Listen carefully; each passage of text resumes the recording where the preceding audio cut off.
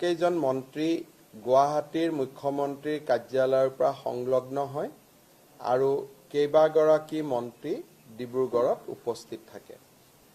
আজিৰ কেবিনেটে প্ৰধানমন্ত্ৰী নৰেন্দ্ৰ মোদী ডাঙৰীয়াক ধন্যবাদ জনায় যে যোৱাকালি ভাৰত চৰকাৰে নামৰূপত 12.7 লাখ মেট্ৰিক টন ক্ষমতাৰে ইউৰিয়া আৰু এমোনিয়া প্লান্ট এটা নিৰ্মাণৰ বাবে অনুমোদন জনায় আৰু এই গোটেই প্ৰকল্পটোৰ বাবে 10,601 কোটি টকা ধাৰ্য কৰে।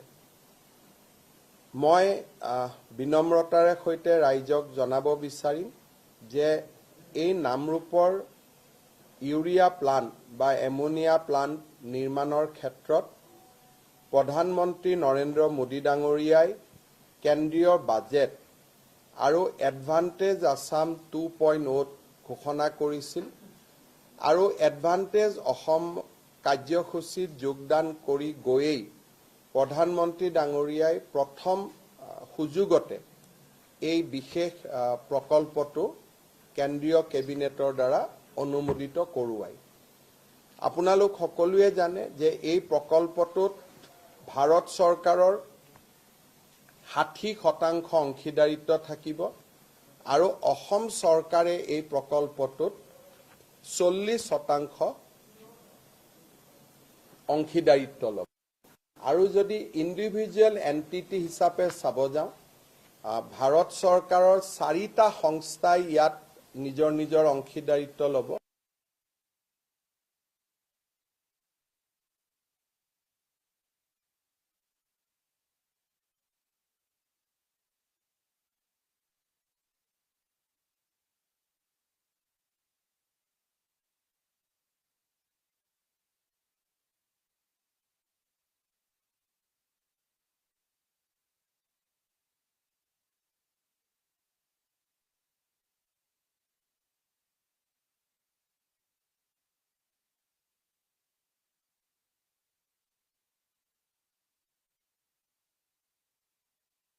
প্ৰয়োজনীয় যিখিনি কাম কাজ কৰিব লাগে সেইখিনি আমি সমাপন কৰিবলৈ চেষ্টা কৰিম। আজিৰ কেবিনেটে আমাৰ মৰাণ জনগোষ্ঠীৰ বাবে এটা গুৰুত্বপূৰ্ণ সিদ্ধান্ত গ্ৰহণ কৰে। আমি সকলোৱে জানো যে অৰুণাচল প্ৰদেশৰ বিভিন্ন স্থানত মৰাণ জনগোষ্ঠীৰ লোকসকলে বাস কৰে, কিন্তু অৰুণাচল চৰকাৰে তেওঁলোকৰ যিয়ে অসুবিধা নহওক কিয় এই যুৱক যুৱতীসকলক বা বাসিন্দাসকলক স্থায়ী নাগৰিকত্বৰ প্ৰমাণপত্ৰ নিদিয়া বাবে বা PRC নিদিয়া বাবে অৰুণাচলত তেখেতসকলে বিভিন্ন সুবিধাৰ পৰা বঞ্চিত হ'বলগীয়া হয়। বিষয়টোৰ সম্পৰ্কত অৰুণাচলৰ মুখ্যমন্ত্ৰীৰ লগত মই যোগাযোগত আছোঁ, কিন্তু যেতিয়ালৈকে অৰুণাচলত এই সমস্যাটো সমাধান নহয়, অৰুণাচলত বাস কৰি থকা মৰাণ জনগোষ্ঠীৰ লোকসকলক আমি অসমৰ PRC দিবলৈ সিদ্ধান্ত গ্ৰহণ কৰিছোঁ। ইয়াৰ ফলত তেখেতসকলে অসমৰ চাকৰিৰ বাবেও নিজক চাকৰিত তেওঁলোকে প্ৰাৰ্থিত্ব দিব পাৰিব। অসমৰ মেডিকেল ইঞ্জিনিয়াৰিং কলেজ আদিতো তেওঁলোকে অংশগ্ৰহণৰ সুবিধা পাব আৰু মৰাণ জনগোষ্ঠীৰ বাবে যি আমি ৰিজাৰ্ভেশ্যন কৰি থোৱা আছে তাতো তেওঁলোকে পৰীক্ষা দিবলৈ সুবিধা পাব। মই ভাবোঁ যে এইটো অসমৰ আটাইতকৈ প্ৰাচীনতম জনগোষ্ঠী মৰাণ জনগোষ্ঠীৰ বাবে আজি কেবিনেটে এটা ঐতিহাসিক সিদ্ধান্ত গ্ৰহণ কৰে। আজি কেবিনেটত আমি আৰু এটা সিদ্ধান্ত গ্ৰহণ কৰিছোঁ যে নেশ্যনেল হেল্থ মিছনত যিসকল কৰ্মচাৰী বা নাৰ্ছ বা আন বিষয়া কৰ্মচাৰীয়ে কাম কৰে, তেওঁলোকে যদি ৰাজ্য চৰকাৰৰ কিবা নিয়োগৰ পৰীক্ষাত অৱতীৰ্ণ হ'ব লাগে, তেতিয়াহ'লে তেওঁলোকৰ বাবে বয়সৰ ঊৰ্ধ্বতম সীমা নাথাকিব। তেওঁলোকে যিমানেই বয়স নহওক কিয় যদি NHMত তেওঁলোকে কাম কৰি আছে, তেতিয়াহ'লে স্বাস্থ্য বিভাগৰ চৰকাৰী চাকৰিৰ কাৰণে তেওঁলোকে আবেদন পত্ৰ দিব পাৰিব। এএনএমৰ চাকৰিৰ কাৰণে, জিএনএমৰ চাকৰিৰ কাৰণে, অৰ্থাৎ নিৰ্দিষ্ট ফিল্ডখনত যি ফিল্ডত কাম কৰি আছে সেই ফিল্ডত তেওঁলোকে নিয়োগৰ পৰীক্ষাত অৱতীৰ্ণ হ'ব পাৰিব। গোৱালপাৰা জিলাৰ যিখন অসামৰিক হস্পিটেল আছিলে, গোৱালপাৰা চিভিল হস্পিটেল, সেই চিভিল হস্পিটেলখনক বা অসামৰিক হস্পিটেলখনক আমি তৎকালীনভাৱে কাৰ্যকৰী হোৱাকৈ শ্বহীদ নিধানু ৰাম ৰাজবংশীৰ নামেৰে উৎসৰ্গা কৰিবলৈ সিদ্ধান্ত গ্ৰহণ কৰিছোঁ। ভাৰতৰ স্বাধীনতা সংগ্ৰামৰ 1942 চনৰ এগৰাকী শ্বহীদ নিধানু ৰাম ৰাজবংশী এতিয়াৰ পৰা গোৱালপাৰা অসামৰিক চিকিৎসালয়খন শ্বহীদ নিধানু ৰাম ৰাজবংশী অসামৰিক চিকিৎসালয় ৰূপে পৰিচিত হ'ব। আমাৰ 31 মাৰ্চৰ পৰা অসমৰ প্ৰতিটো ৱেলনেছ চেণ্টাৰ, যি আমাৰ গাঁৱে গাঁৱে ৱেলনেছ চেণ্টাৰ আছে, সেই ৱেলনেছ চেণ্টাৰত একোটাকৈ স্বাস্থ্য শিবিৰ কৰিবলৈ ৰাজ্য চৰকাৰে সিদ্ধান্ত গ্ৰহণ কৰিছে। স্কুলসমূহৰ এমালগেমেশ্যনৰ কাৰণে পৰিত্যক্ত বিদ্যালয়সমূহক যিকোনো চৰকাৰী কামত যাতে আমি ব্যৱহাৰ কৰিব পাৰোঁ, তাৰ বাবে বহুত দিনৰ পৰা এটা চিন্তা চৰ্চা চলি আছিল। আজি কেবিনেটে সিদ্ধান্ত লয় যে যেতিয়া কোনোবা স্কুল এমালগেমেটেড হৈ যাব, তেতিয়াহ'লে সেই মাটি তৎকালীনভাৱে জিলা আয়ুক্তৰ হাতলৈ গুচি যাব। শিক্ষা বিভাগৰ পৰা জিলা আয়ুক্তলৈ যাব। চৰকাৰী কাম কাজত জিলা আয়ুক্তই তাক আবণ্টন কৰিব পাৰিব। অনা চৰকাৰী কাম কাজৰ বাবে বা NGO আদিৰ বাবে যদি আবেদন হয়, চৰকাৰৰ অনুমোদন লৈ জিলা আয়ুক্তই এনে খালী হৈ থকা বিদ্যালয়সমূহ আবণ্টন কৰিব পাৰিব। আজি কেবিনেটত এইটো এটা গুৰুত্বপূৰ্ণ সিদ্ধান্ত লোৱা হয়। প্ৰাগজ্যোতিষপুৰ ইউনিভাৰ্চিটি আৰু আমাৰ আউনীআটী বিশ্ববিদ্যালয়, এই দুইখন বিশ্ববিদ্যালয়ৰে যিখন ফাৰ্ষ্ট ষ্টেটু বুলি কয়, সেই ষ্টেটুখন আজি কেবিনেটে অনুমোদন জনায়। Doctor Bhupen Hazarika regional government film আৰু টেলিভিছন ইনষ্টিটিউটৰ অধ্যাপক অধ্যাপিকাসকলক কেবিনেটে AICT স্কেল দিবৰ বাবে আজি সিদ্ধান্ত গ্ৰহণ কৰে। জোনাই বিধানসভা সমষ্টিত আজি কেবিনেটে চিমেণ্ট CC টাঙনি ডেভেলপমেণ্ট ব্লক নামে নতুন ব্লক এটা নিৰ্মাণ কৰে। জোনাই সমষ্টিটো যথেষ্ট ডাঙৰ সমষ্টি আছিল। এটাই মাত্ৰ তাত ব্লক থকাৰ বাবে ৰাইজৰ অসুবিধা হৈছিলে। আজি জোনাই সমষ্টিত আমি চিমেণ্ট CC টাঙনি উন্নয়ন খণ্ড নামে আৰু এটা উন্নয়ন খণ্ড গঠনৰ সিদ্ধান্ত গ্ৰহণ কৰোঁ। আজি আমাৰ কেবিনেটত কমতাপুৰ, মৰাণ আৰু মটক অট'নমাছ কাউন্সিলৰ তিনিওখন বিল সংশোধন কৰাৰ বাবে সিদ্ধান্ত গ্ৰহণ কৰা হয়। এই সিদ্ধান্তৰ ফলত কমতাপুৰ পৰিষদত কোচ ৰাজবংশীৰ উপৰিও ST, SC, OBC আৰু MOBC থকা গাঁওসমূহো সন্নিৱিষ্ট হ'ব। মৰাণ আৰু মটক কাউন্সিল দুখনতো সেই ধৰণে আমি এমেণ্ডমেণ্ট আনিছোঁ যে যদি ক'ৰবাত 50%তকৈও কম মৰাণ মটক জনগোষ্ঠীৰ লোক থাকে, তেওঁলোকো অট'নমাছ কাউন্সিলত সোমাব পাৰে।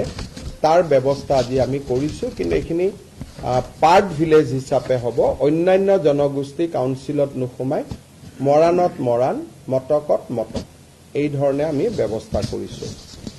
আজি কেবিনেটে এটা গুৰুত্বপূৰ্ণ সিদ্ধান্ত লৈছে যে গুৱাহাটী, ডিব্ৰুগড় আৰু শিলচৰত দোকান পোহাৰ এতিয়া 24 ঘণ্টা খোলা ৰাখিব পাৰিব। আৰু সাপ্তাহিক এটা যি বন্ধৰ কথা আছিল, এতিয়াৰ পৰা সাপ্তাহিক বন্ধটো নাথাকিব। চৰকাৰী নিয়মত নাথাকিব, কোনোবাই বন্ধ কৰিব খুজিলে কোনো আপত্তি নাই। ডিব্ৰুগড়, গুৱাহাটী আৰু শিলচৰ পৌৰ নিগম, মিউনিচিপালিটি, কিন্তু বাকী টাউনসমূহতো, যাক এই গুৱাহাটী, ডিব্ৰুগড়, শিলচৰ মিউনিচিপালিটি কৰ্পৰেশ্যন, কিন্তু বাকী টাউনসমূহতো ৰাতি 2টা বজা পৰ্যন্ত দোকান পোহাৰ খোলা ৰাখিব পাৰিব। গ্ৰাম্যাঞ্চলত ৰাতি 11 বজালৈকে দোকান পোহাৰ খোলা ৰাখিব পাৰিব, যাতে আমাৰ ক্ষুদ্ৰ ব্যৱসায়ীসকলৰ উপাৰ্জন বৃদ্ধি হয়। তাৰ বাবে আমি এই ব্যৱস্থাটো গ্ৰহণ কৰিছোঁ। কিন্তু শ্ৰমিকক বছৰত সপ্তাহত 48 ঘণ্টাতকৈ বেছি কাম কৰাব নোৱাৰিব, একেটা ষ্ট্ৰেচত 9 ঘণ্টাতকৈ বেছি কাম কৰাব নোৱাৰিব, আৰু শ্ৰমিকক মই 24 ঘণ্টা দোকান খোলা ৰাখিলোঁ, তাৰমানে শ্ৰমিকৰ 3টা শিফ্ট কৰিব লাগিব। তাৰমানে শ্ৰমিকসকলক কষ্টত দি পেলাই এইটো সুবিধা নহয়। ইয়াৰ ফলত এমপ্লয়মেণ্ট যাতে বৃদ্ধি হয়। 9 আৱাৰ্ছৰ কাৰণে যদি দোকানখনে 2টা এমপ্লয়ী ৰাখিছিল, এতিয়া 24 ঘণ্টাৰ কাৰণে তেওঁ 3টা শিফ্টত আৰু 4জন বেছিকৈ এমপ্লয়ী ল'ব, যাতে আমাৰ অসমত নিয়োগৰ সুবিধা হ'ব পাৰে, ব্যৱসায় বাণিজ্য ভাল হ'ব পাৰে বিহুৰ বতৰৰ আগত, পূজাৰ বতৰৰ আগত। তাৰ বাবে আমি এই সিদ্ধান্ত গ্ৰহণ কৰিছোঁ, আৰু মই ভাবোঁ যে এই সিদ্ধান্তই আমাৰ অসমৰ ব্যৱসায়ী মহলক যথেষ্ট সহায় কৰিব। আমাৰ অসমৰ কামৰূপ আৰু বঙাইগাঁও জিলাত 2খন PRF আছিল। PRF মানে প্ৰপ'জ ৰিজাৰ্ভ ফৰেষ্ট। এখনৰ নাম চৰাইবাহা, এখনৰ নাম খোৰাগাঁও। এই 2খনকে আমি ৰিজাৰ্ভ ফৰেষ্টলৈকে আজি কনভাৰ্ট কৰিছোঁ। তাৰ ফলত অসমত বনাঞ্চলৰ মাটিকালি বৃদ্ধি হ'ব। এই 2খন প্ৰপ'জ ৰিজাৰ্ভ ফৰেষ্ট হোৱা বাবে আমাৰ ৰিজাৰ্ভ ফৰেষ্টৰ মাটিকালি 700 হেক্টৰ বৃদ্ধি পাব। আজি আমাৰ কেবিনেটত আৰু এটা সিদ্ধান্ত গ্ৰহণ কৰা হয়। ডেভেলপমেণ্ট কাউন্সিলসমূহে কেতিয়াবা নিজৰ বাজেট নাথাকিলেও অতিৰিক্তকৈ কিছুমান অৰ্ডাৰ আদি দিয়া দেখা যায়। কিছুদিন আগতে তেনেকে সোণোৱাল কছাৰী কাউন্সিলত খেলি মেলি হৈছিলে, আমৰি কাৰ্বিত খেলি মেলি হৈছিল। কাউন্সিলে নিজৰ বাজেটতকৈ বেছি ধনৰ কোনো ঠিকা দিব নোৱাৰিব বুলি আজি কেবিনেটে নিজৰ বিধিখন সংশোধনী কৰে।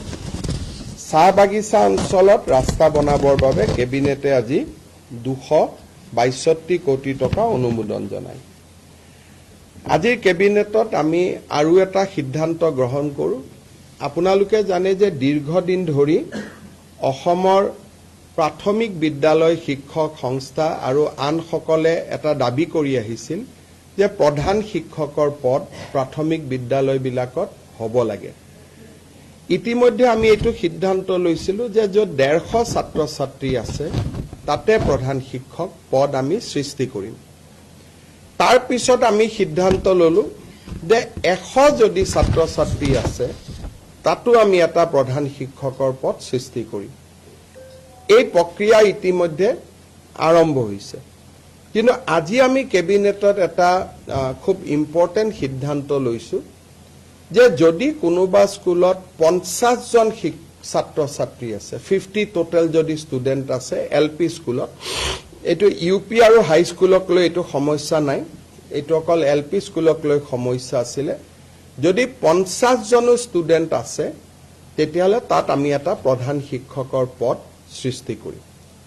এই সিদ্ধান্তৰ ফলত বহুদিন ধৰি প্ৰাথমিক শিক্ষক সন্মিলনী বা আন শিক্ষকসকলে কৰি অহা বিভিন্ন তেওঁলোকৰ ক্ষোভ বা প্ৰতিবাদ সামৰণি পৰিব বুলি মই বিশ্বাস কৰোঁ যে এতিয়া 50 জন ছাত্ৰ ছাত্ৰী হ'লেই এজন প্ৰধান শিক্ষকৰ পদ আমি স্কুলত সৃষ্টি কৰিম। আৰু এই প্ৰধান শিক্ষকসকল DDO হ'ব, তেওঁলোকৰ বিত্তীয় আৰু প্ৰশাসনিক ক্ষমতাও থাকিব। এতিয়া মই আপোনালোকৰ এটা বিশেষ ইতিহাসৰ পৃষ্ঠালৈ আপোনালোকৰ ধ্যান আকৰ্ষণ কৰিব খুজিম। অসমৰ প্ৰথমগৰাকী অকংগ্ৰেছী মুখ্যমন্ত্ৰী শ্ৰী গোলাপ বৰবৰাৰ জন্ম শতবাৰ্ষিকী 29 আগষ্ট 2025 পৰা আৰম্ভ হ'ব। অসমৰ ৰাজনীতিত আৰু আমাৰ জাতীয় জীৱনত প্ৰয়াত গোলাপ বৰবৰাৰ এক সাগৰ সমান বৰঙণি আছে। আমি সকলোৱে জানো যে 1968 চনৰ পৰা 1974 চনলৈ তেখেত ৰাজ্যসভাৰ সাংসদ আছিল। জৰুৰী অৱস্থাৰ সময়ত কংগ্ৰেছে তেখেতক কাৰাগাৰত নিক্ষেপ কৰিছিল। 1978 চনৰ 12 মাৰ্চ তাৰিখে অসমৰ 6জন মুখ্যমন্ত্ৰী হিচাপে তেওঁ দায়িত্ব গ্ৰহণ কৰিছিল। তেখেতৰ নেতৃত্বত 10 বিঘা মাটি পৰ্যন্ত খেতিয়কৰ খেতিৰ খাজানা মাফ হৈছিল। 10ম শ্ৰেণী পৰ্যন্ত সকলো বিদ্যালয়ৰ মাচুল মাফ কৰি দিয়া হৈছিল।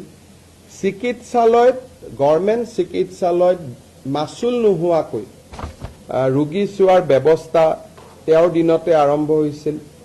দয়াং বনাঞ্চলত থলুৱা লোকৰ মাটি সংৰক্ষণৰ বাবে তেখেতে কাম কৰিছিল আৰু এই ধৰণে তেখেতে বহুবিলাক আনকি অসমত ক্ষুদ্ৰ চাহ বাগিচা নিৰ্মাণৰ কামতো তেখেতে এক বিশাল বৰঙণি আগবঢ়াইছিল।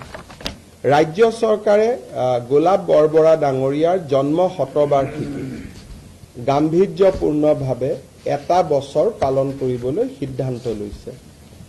29 আগষ্ট 2025 পৰা আৰম্ভ হ'বলগীয়া এই জন্ম শতবাৰ্ষিকীত আমি কেনেদৰে পালন কৰিম তাৰ বিষয়ে নিৰ্ধাৰণ কৰিবলৈ মন্ত্ৰী ৰঞ্জিত কুমাৰ দাস, ডক্টৰ ৰণোজ পেগু আৰু অজন্তা নেওগৰ নেতৃত্বত এখন কেবিনেট সাব কমিটি গঠন কৰা হৈছে আৰু এই কেবিনেট সাব কমিটিখনে প্ৰয়াত গোলাপ বৰবৰাৰ পৰিয়াল আৰু তেওঁৰ সান্নিধ্য লাভ কৰা ব্যক্তিসকলৰ লগত আলাপ আলোচনা কৰি এটা বছৰজোৰা পৰিকল্পনা প্ৰস্তুত কৰিব যাতে গোলাপ বৰবৰাৰ আদৰ্শক আমি অসমৰ নতুন প্ৰজন্মৰ মাজলৈ লৈ যাব পাৰোঁ। ইয়াৰ উপৰিও এই বছৰটোৰ ভিতৰতে অসমৰ এখন ৰাজ্যিক শিক্ষানুষ্ঠানত বা আন ৰাজ্যিক এটা অনুষ্ঠানত প্ৰয়াত গোলাপ বৰবৰাৰ নামেৰেও নামাঙ্কিত কৰাৰ বাবে আমি সিদ্ধান্ত লৈছোঁ আৰু কেবিনেট সাব কমিটিখনে এই অনুষ্ঠানটো আমাক দেখুৱাই দিব যে এই অনুষ্ঠানটি আপোনালোকে বা কেবিনেটে গোলাপ বৰবৰাৰ নামত নামাঙ্কিত কৰিব পাৰে। মই সকলো ৰাইজৰ এই ক্ষেত্ৰত সহযোগিতা বিচাৰিছোঁ। চতুৰ্থতে আমাৰ এইকেইটা দিন বাতৰি কাকতত ৰংঘৰত কৃত্ৰিম বানপানী সৃষ্টি হোৱাৰ বাতৰি ওলাই আছে। ৰংঘৰ পৰ্যবেক্ষণ কৰিবলৈও কেবিনেটে এটা লোক নিৰ্মাণ বিভাগ আৰু ৱাটাৰ ৰিচোৰ্চ ডিপাৰ্টমেণ্ট আৰু আৰ্বান এফেয়াৰ্ছ ডিপাৰ্টমেণ্ট আৰু আৰ্কিঅলজি ডিপাৰ্টমেণ্ট এই চাৰিওটা ডিপাৰ্টমেণ্টৰ বিষয়া সন্নিৱিষ্ট এটা এক্সপাৰ্ট টীম ৰংঘৰলৈ পঠাবৰ বাবে সিদ্ধান্ত গ্ৰহণ কৰিছে। কেবিনেটত লোৱা সিদ্ধান্ত একেটাই আছিল। আপোনালোকৰ যদি কিবা সুধিব আছে সুধিব পাৰে। हिंदी में बोलने के लिए तकलीफ होगा, अभी इतना लंबा है, मुझको दोबारा आधा घंटा चाहिए। हमारे भारत सरकार की जो बजट थे उस बजट में नामरूप में एक 12 लाख मेट्रिक टन की यूरिया एमोनिया प्लांट बनाने का निर्णय लिया गया था। वही निर्णय को प्रधानमंत्री जी ने हमारे निवेश सम्मेलन में भी दोहराए थे। कल union cabinet under the chairmanship of our beloved prime minister है, उन्होंने ये पूरा प्रकल्प को स्वीकृति दिया। आज हमारे कैबिनेट ने प्रधानमंत्री जी को इसके लिए अपना कृतज्ञता जताया और हमारा आशा है कि प्रधानमंत्री जी अगले बार जब असम में आएगा, खास करके सितंबर अक्टूबर महीना में, उसी समय ये यूरिया एमोनिया प्लांट का शिलान्यास भी जरूर करेगा। हम प्रधानमंत्री जी को असम वासियों का ओर से बहुत बहुत धन्यवाद देता हूँ। अरुणाचल में जो हमारे मरान जनगोष्ठी का लोग है, अभी तक अरुणाचल सरकार उनको परमानेंट रेसिडेंशियल सर्टिफिकेट नहीं दिया है। जब तक अरुणाचल परमानेंट रेसिडेंशियल सर्टिफिकेट नहीं देगा तब तक असम सरकार उनको परमानेंट रेसिडेंशियल सर्टिफिकेट असम का देने का काम करूंगा। लेकिन हम लोग निरंतर प्रयास करूंगा कि अरुणाचल में भी वो लोगों को पीआरसी मिले।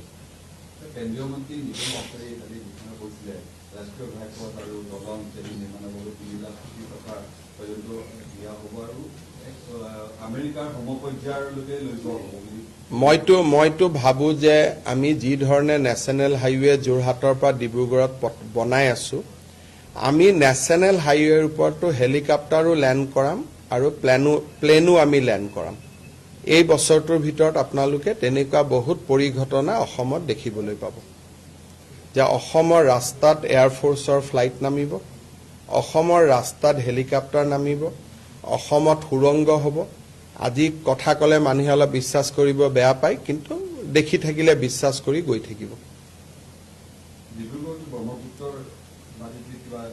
ডিব্ৰুগড়ৰ কথা নাই ডিব্ৰুগড়ত বগীবিল অলৰেডি বনোৱাই হৈছে কিন্তু টানেল নুমলীগড় আৰু গোলাঘাট গহপুৰৰ মাজত হ'ব কালি আমি ডিব্ৰুগড়ত আলোচনা কৰিছো কালি মিটিং ৰাখিছো ডিব্ৰুগড়ৰ ওপৰত কালি ডিব্ৰুগড়ৰ আৰ্টিফিচিয়েল ফ্লাডৰ ওপৰত আমি মিটিং ৰাখিছো তেতিয়া আপোনালোকক ক'ব পাৰিম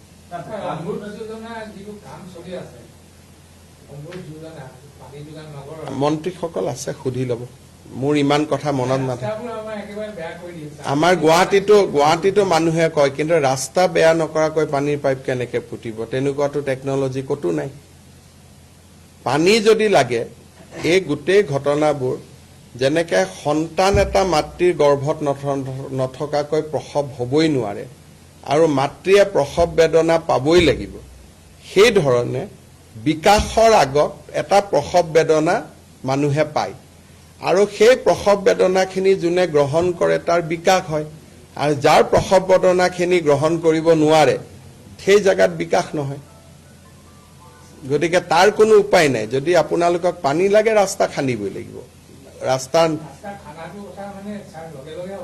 লগে লগে এখন অসমে হয় আৰু লগে লগে ক'ত হ'ব আৰু আমাৰ এটা স্পীড আছে আপুনি খান্দাৰ লগে লগে যদি কৰিব যায় কালি পৰহি আপোনালোকে নিউজ কৰিব যে গভৰ্ণমেণ্টে ক'ৰ পৰা কণ্ট্ৰেক্টৰ আনিলে নিশাৰ ভিতৰতে ঠিকাদাৰ নিযুক্তি নিশাৰ ভিতৰতে লুণ্ঠন আমি চব কৰিব পাৰো আপোনালোকৰ হেডলাইনবিলাকে আমাক বান্ধি ৰাখে নহয় কামটোতো চলি আছে মই কালিও চাব যাম 5000 এইখনতো প্ৰায় ৰেডিয়ে হৈ যাব কিন্তু মই অলপ চেষ্টা কৰিছো যাতে অলপ গোটেইখন ঘেৰাও কৰি হ'ব পাৰে স্যাৰ অৰুণাচলৰ যেটো মেটাৰ ক'লে মৰাণ কমিটি স্যাৰ তাতো একচুয়ালি ছটা জনগোষ্ঠীয়ে আন্দোলন কৰি আছে পাৰ্টিকুলাৰলি পিআৰসি মোক মৰাণসকলে সাক্ষাৎ কৰিছে আন জনগোষ্ঠীও যদি মোক সাক্ষাৎ কৰে তাতো ব্যৱস্থা লয় আমাৰ যেটো লেকান যেটো কনস্টিটুৱেন্সি আছে মোক এতিয়ালৈকে মৰাণসকলে সাক্ষাৎ কৰিছে স্মাৰক পত্ৰ দিছে মই কৰি দিছো আৰু যদি কাবাৰ পেটত ভোক আছে আমাক ক'ব কিন্তু অৰুণাচলৰ আন্দোলনটোৰ সংজ্ঞাটো অসম চৰকাৰে ল'ব নোৱাৰে কিন্তু অসমৰ যদি কোনবা কমিউনিটি তাৰ কাৰণে এফেক্টেড হৈছে যেহেতু আমি আনডিভাইডেড উত্তৰ পূৰ্বাঞ্চল আছিলো কোনোবা নিগোষ্ঠী যদি এফেক্টেড হৈছে মোক স্মাৰক পত্ৰ দিলে মই বিবেচনা কৰিম মৰাণসকলে মোক স্মাৰক পত্ৰ দিছিলে কাৰণে বিষয়টো বিবেচনা কৰা হৈছে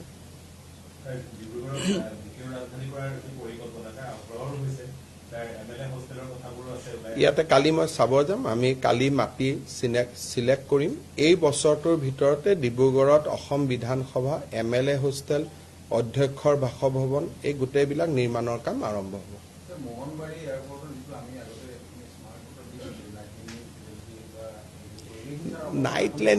নাইট লেণ্ডিং ফেচিলিটিটো অলপমান কিবা CISFৰ ফালৰ পৰা দিগদাৰী হৈ আছে মই এবাৰ চাব লাগিব আপোনালোকে সৰ্বাধিকো ক'ব বিষয়টো কাৰণ গোটেইটো চেণ্ট্ৰেল গভৰ্ণমেণ্টৰে তেওঁক এবাৰ মনত পেলাই দিব ময়ো মনত পেলাই দিম